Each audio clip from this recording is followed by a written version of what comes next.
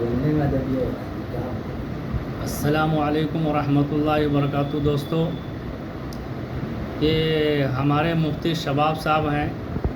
الحمدللہ، ان کی بڑی قربانی ہے کہ یہ پال گھر سے آ کر کے میرا قرآن سنتے ہیں،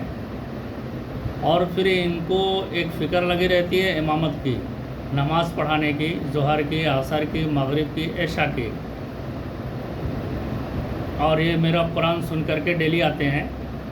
اور سن کر کے جاتے ہیں۔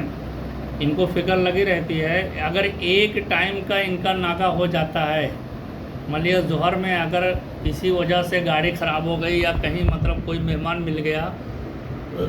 اور اس کی وجہ سے لیٹ ہو گئے، نہیں پہنچ پائے، تو جو مقتدی حضرات ہوتے ہیں وہ ایسا پیچھے پڑ جاتے ہیں جیسے لگتا ہے کہ کہ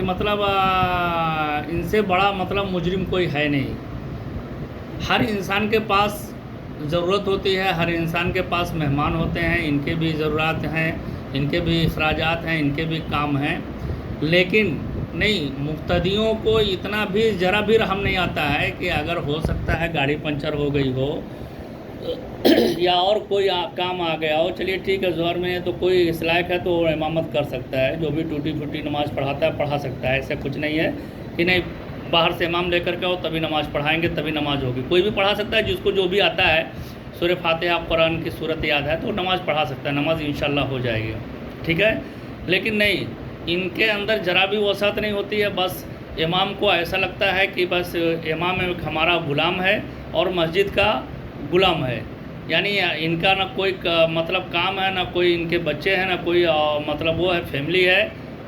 بس یہ امامت کے لیے ہی ہے اور ہمارے جو ہے مسجد کے یہ کاریہ کرتا ہیں۔ ایسا نہیں ہے، امام کے پاس بھی کام ہوتا ہے، آپ تنخواہ ضرور دیتے ہو، تنخواہ کا مطلب یہ نہیں ہے کہ آپ امام کے اوپر حاوی ہو جاؤ اور امام کی قیادت آپ کرو، نہ کہ امام کرے۔ ہاں ٹھیک ہے، میں تو یہ کہتا ہوں بھائی، اگر آپ لوگوں کی رائے ہے، جیسا اچھا سمجھو آپ بتاؤ کہ ہر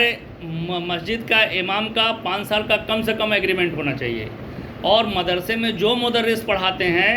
ان کی تقرری سے پہلے کم سے کم 10 سال کا 5 سال کا ایگریمنٹ ہونا چاہیے، تاکہ نہ تو کوئی وہاں مدرس کے اوپر صدر آنکھ دکھا سکے، نہ مسجد میں کوئی متولی آنکھ دکھا سکے۔ یہ بہت ہی عیب کی بات ہے، اور نہ متولی کے پاس رحم ہے، نہ مدرس کیا کہتے ہیں جو مدرسے کے محتمم ہوتے ہیں، نہ ان کے پاس رحم ہے۔ بس ایسا لگتا ہے کہ بس یہ ہمارے غلام ہیں، جیسا ہم چاہیں گے ان کو نچائیں گے، ایسا نہیں ہوتا ہے۔ مسجد اور مدرسے کے جو استاد ہیں اور مسجد کے جو امام ہیں، ان کی قدر کرو، نہیں تو ایک دن ایسا آئے گا نہ کوئی مسجد میں امامت کرنے والا ملے گا، نہ مدرسے میں کوئی پڑھانے والا بنے گا۔ بس میں مفتی صاحب سے 2 بات سننا چاہتا ہوں، ابھی مفتی صاحب آپ کے سامنے خود بیان کریں گے۔ جی السلام علیکم ورحمۃ اللہ وبرکاتہ۔ جی ماشاءاللہ، ڈاکٹر صاحب نے بہت اچھا ہی کہا ہے، اور یہ ہونا بھی چاہیے۔ آج کل معاشرے میں جو خرابی چل رہی ہے، آج جو اس امت کا المیہ یہ ہے کہ آدمی ہر جگہ امام ہو، چاہے وہ پڑھانے والے اساتذہ ہو، ان کو گری نظر سے دیکھنا، ان کا مقام بہت اونچا ہے۔ دنیا میں اس کی قدر نہیں ہے، مگر آخرت میں بہت بڑی قدر ہے۔ تو یہ چیز ہمیں، اگر ان کی قدر نہیں کریں گے تو ہو سکتا ہے کہ یہ ہمارے نسل میں کوئی مولانا پیدا نہ ہو، کوئی حافظ قرآن پیدا نہ ہو۔ مولانا اشرف علی تھانوی رحمۃ اللہ علیہ کتاب میں لکھا ہے کہ اگر کسی نے علماء کی توہین کی، گویا کہ اس نے اپنی نسل میں علماء پیدا کرنے سے روک دیا،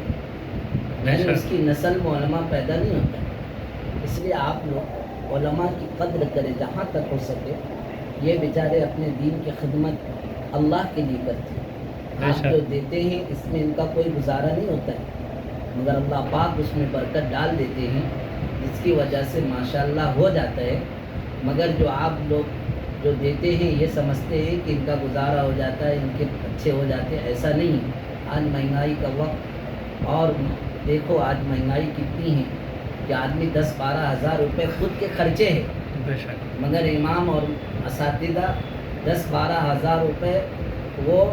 पूरे बाल बच्चों के साथ घर बार के साथ अपने खर्चे के साथ चलाता है। ये तो अल्लाह का फضل करम है कि अल्लाह ताला उसमें बरकत डाल देते हैं। मगर हम खुद देखें तो मेरी दरख्वास्त है कि जितने उलमा हैं और जितने आइम्मा हैं और जितने असातिज़ा हैं, इनकी कद्र की जाए और इनकी कद्र करते हुए इन पर कोई जोर ज़बरदस्ती न किया जाए, इनकी गलतियों को दरगुजर कर दिया जाए। व आखिरुना दावाना अल्हम्दुलिल्लाहि रब्बिल आलमीन। माशाल्लाह।